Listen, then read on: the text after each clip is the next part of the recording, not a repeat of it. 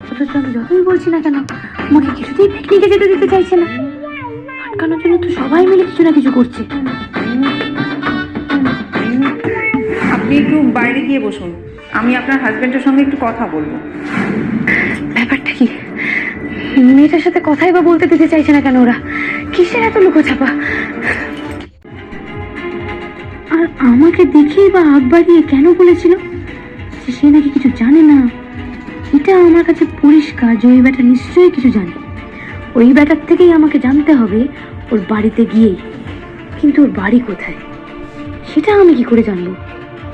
এদের কাউকে জিজ্ঞেস করলে তো বুঝে যাবে যে আমি ঘটকের কাছে পৌঁছতে চাইছি, তাই আমাকে এটা কিছু বলবে না, উল্টে আমাকে আটকে দেবে। সোজাসুজি জিজ্ঞেস করলে হবে না, আমাকে কিছু একটা কায়দা করে জানতে হবে। আমি যেগুলো বলবো সেটা শুনে আবার রাগ করো না যেন। হ্যাঁ দেখো মা, তুমি তো আমার মেয়ের মতনই, বলো। এই শাড়িখানা আমার, এটা তুমি না মানে ওই নিচে পুজো হচ্ছে তো, এই শাড়িখানা পরে তুমি একটু নিচে আসতে পারবে? ওইভাবে দেখছে কেন? রাজি হবে তো? না হলে তো পুজোটাই মাটি।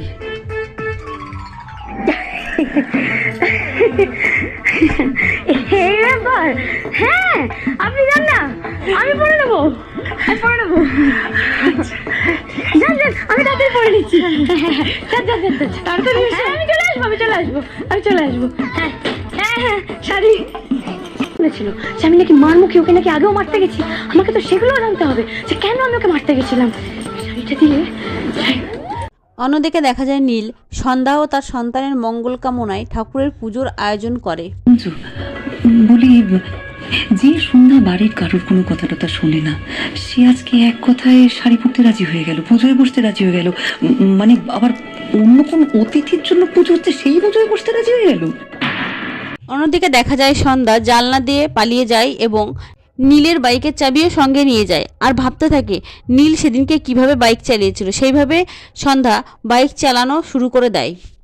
তার মানে মেয়েটা ঠিক কথাই বলেছিল, হ্যাঁ আমি বাইক চালাতে পারি। ভন্ডবাবু আমাকে মিথ্যা কথা বললো কেন? নিজে বললেন আমি নাকি কোনোদিন বাইক চালাইনি, বাইক চালাতে আমি জানিই না। এই বাড়িতে কোনো গভীর রহস্য লুকিয়ে আছে, আর এই রহস্য ভেদ করার একটাই উপায়, ঘটক। পুজো তো শুরু হয়ে গেল, বৌঠান তো এখনো এলো। কাপড় বদলাতে এত সময় লাগছে?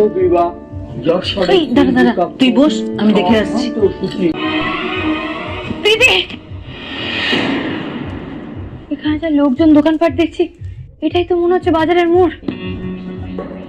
দাদা দাদা দাদা, বলছি এটা কি বাজারের মোড়? হ্যাঁ, এটাই তো বাজারের মোড়। আচ্ছা আচ্ছা, এখানে ওই ঘটকের বাড়িটা কোন দিকে? ঘটক? হ্যাঁ। কোন ঘটক? এই রে, নাম তো জানি না দাদা, তবে কেমন দেখতে সেটা বলতে পারি। ওই এরকম এরকম হাইট। ওই দিকটা চলে যান। হ্যাঁ, ধন্যবাদ দাদা। হ্যাঁ, সন্ধ্যা ঘরে নেই? ঘরে নেই মানে? আরে নেই মানে আমি ঘরে খুঁজে এলাম, ও ঘরে নেই। আর ঘরের জানলাটাও খোলা, আর তুমি যে শাড়িটা দিয়েছিলে ওই শাড়িটা জানলায় বাঁধা, নিচের দিকে ঝোলানো।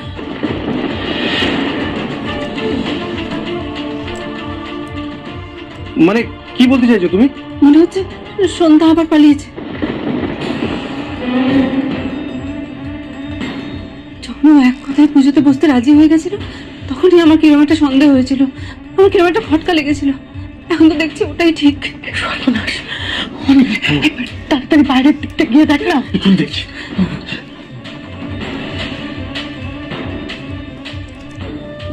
বলছি যে অন্য কোথাও নেই, মানে বাড়ির মধ্যে অন্য কোথাও? আরে তোর বাবা, তাহলে জানলাতে কাপড়টা ঝোলানো থাকবে কেন?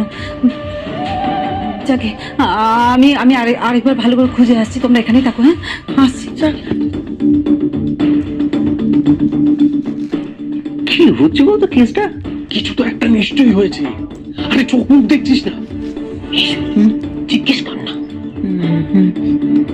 ও বৌদি, বলি পুজো তো প্রায় হয়ে গেল গো, সন্ধ্যা কোথায় এলো না?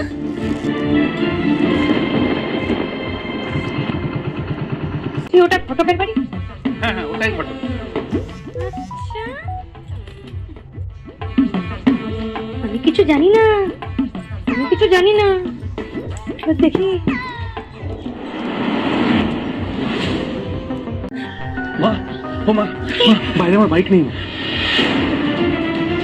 দূর বাবা, তুই এখন বাইকের খোঁজ করতে গেলি কেন? বলছি না বৌমাকে খোঁজ।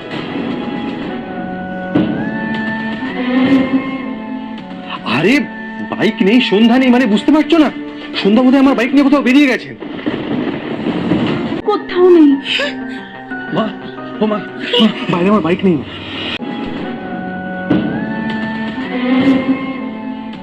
আরে বাইক নেই, সন্ধ্যা নেই, মানে বুঝতে পারছো না?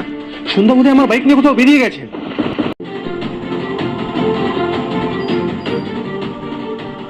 তবে কি পুজো বন্ধ করে দেবো? সন্ধ্যা নিজে থেকেই পালালো নাকি? একটা কর, মেয়েটাকে খোঁজ। কেউ তো কিছুই মনে নেই, গ্রামের লোকজন, রাস্তাঘাট, একা এত রাতে কি করবে বলতো মেয়েটা? অত উঁচু থেকে পালালো, শরীরের কোনো ক্ষতি না।